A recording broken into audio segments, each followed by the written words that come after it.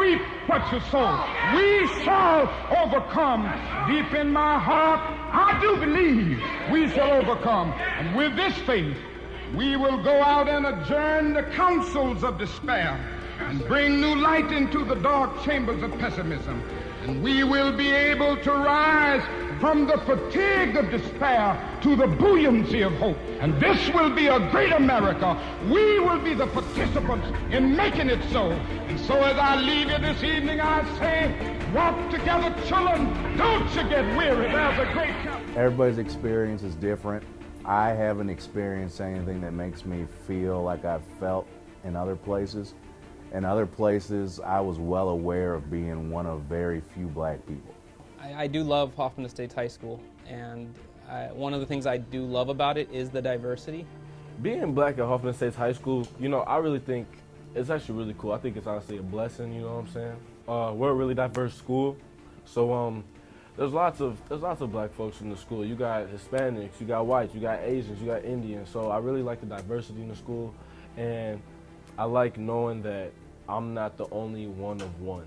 So I like being around, you know, people that are considered my people. Now, that being said, there are definitely obstacles that as Black Americans we have had to overcome, and I think part of the conversation is probably starting there, right? Like recognizing that it has not always been fair. It's probably still not fair. It can sometimes be disheartening to have people talk about diversity, but then still see that the outcomes for black students oftentimes are negative. I feel like I've been respected, but I also know that you can feel that there are some uncomfortable divides between people of color in general and white people. And I'm not saying that it's like contentious, but there's definitely different energies floating about. So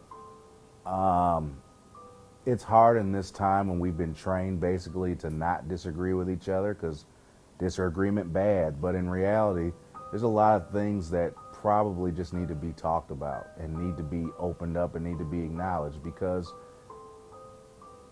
we're different and we have different motivations. It doesn't mean bad different. We have, that's questions later, but we have different cultural learnings that we get growing up. We kind of get a bad rap. We have our own culture, we have our own way of speaking, very unconscious ways of moving throughout the school and throughout the world. Right, and I think just being able to acknowledge that is huge. And then moving forward from where we actually are. Like, it's not equitable, it's not equal, it's not fair. There's a lot of knots that are there, and I feel like sometimes we like to pretend like that isn't the case. And I think acknowledgement is kind of step one to the healing process of like, no, we really can do this, we really can get along, we really can work together. It's something to be celebrated, but it also comes with a responsibility to actually embrace diversity and celebrate diversity and the challenges that come with diversity. We're a big community.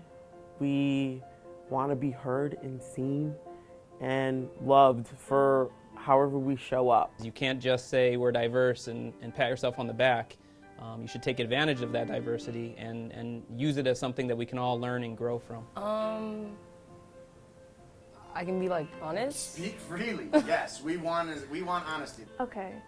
I feel like one of the biggest things that divide us as people is ignorance, because there are so many people like within this school building that know nothing of what it is to be black, or like they just think that they can do or say or even stereotypes are true. And I feel like if they just like took a minute, like, even to just think about some of the things that they're saying or doing, then that would really make it easier for us to get along and understand one another. I think one thing for both staff and students that are not black is to not judge what you see on the outside. It may look quote unquote aggressive or something, it doesn't make sense to you, but it has meaning. A lot of the things we do have meaning. A lot of the way we interact with each other has meaning. People have a hard time understanding problems when it's not their problem, when it's never a problem that they've had to deal with. They have a hard time understanding. They don't, like, so when certain people in the school are accidentally racist, it's like they didn't particularly mean it as that. It's the way that they were raised and the way that they came around that they don't know that that's not true. And so I feel like if we were to, like, be more open about it, like, I feel like we try to cover it up and pack it down so that less people feel bad about it, but I feel like if you don't feel your emotions, they'll be there forever. So you have to, at one point, like, let them feel the way they feel about it so that we can get past it and move on, so that you can't move on without getting past it. I mean, in school, you obviously got some people, I'll just say that, some people that, they don't like, obviously your kind, or like our kind, or like our, just black people in general. Being black at Hoffman Estates, like, they might not say it to your face, but you can hear racial slurs, like, just throughout the crowd or throughout the hallway. And, like, just being called, like just somebody, a white person or somebody from a different race just saying you're black, it's just like, I don't like it. It's weird. So is it weird that I ask you the question and use the word black? I mean, no, because you're asking me a question. For people to say just out of nowhere that you're like, oh my God, he's different because he's black, it's just weird. I just can't do it. I would definitely say one of the things is people that are not black saying the N-word. I don't feel comfortable with it, like, at all, and I don't think it's okay. And I know, like, some people try to use the excuse, like, oh, like, I grew up around, like, people using that word, or like it's like just a song or something like that, but like it's really more than that when you're black. And I know some black people just brush it off, but personally, to me and to my family, and it's way more than that. It's way more than just a word. You definitely gonna experience racism. That's one thing. Yeah, there's gonna be a lot of people,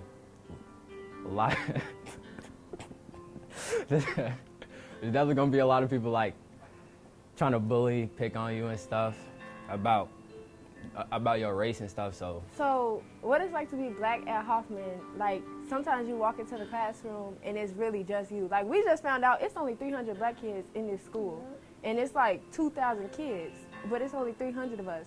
So you walk into your classroom and like you might be the only one, so you feel like uncomfortable. But me, you can talk to me because I'm a nice person.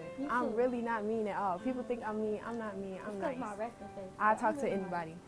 Yeah, but like, just knowing that we like not a lot of us in this school, just like, if you see somebody by themselves, any black person, just talk to them. Like all of us here, like be more united, like help each other out. Like you see somebody in the hallway knowing that they feel out of place, just walk up to them and include them so they know there's somebody here that's looking out for them. Yeah, and help each other out academically and make sure everybody's doing the right thing. Like if somebody being late to class and stuff like that all the time, be like, hey, let's go to class. Right. Get to make class us all look better. Exactly. They say that it's like a thing where it'd be like, this is all the black kids that get in trouble and stuff like that. Limit that. And it's more Make it stop. It's more of us getting in trouble, even though it's less of us in this school. So yeah. I know we better than that, so let's just get our stuff together. To deal with the racial divides, it's like people are people. And I think sometimes we spend so much time talking about how we're different that we forget how much we really are all the same in some way. I don't really know what it means to be black. I just see myself as human. Just have respect. Like, not because I'm black, not because I'm a woman, just because I'm a human being, just like you, and you should treat me with the exact same respect that you treat anyone else. What it's like to be black at Hoffman Estates High School is challenging, period. Being a black man in America is challenging. But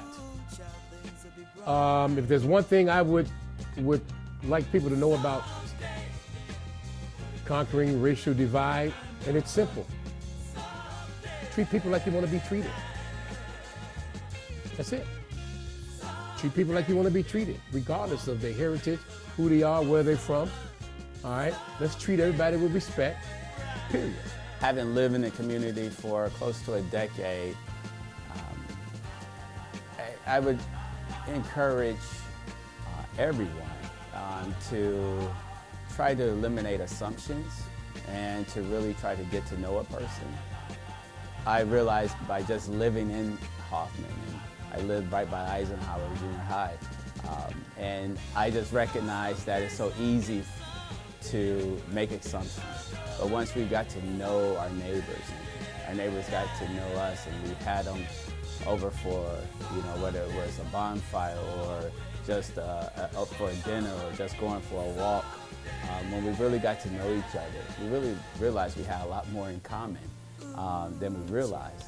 So I would just encourage us to not be afraid to do life with someone that is different than you, someone that you may not necessarily connect with right away, but just be open to the idea of doing life with that person. Start off by, maybe doing an activity or, doing an experience, because I think that is a way to help bridge the divides that's there.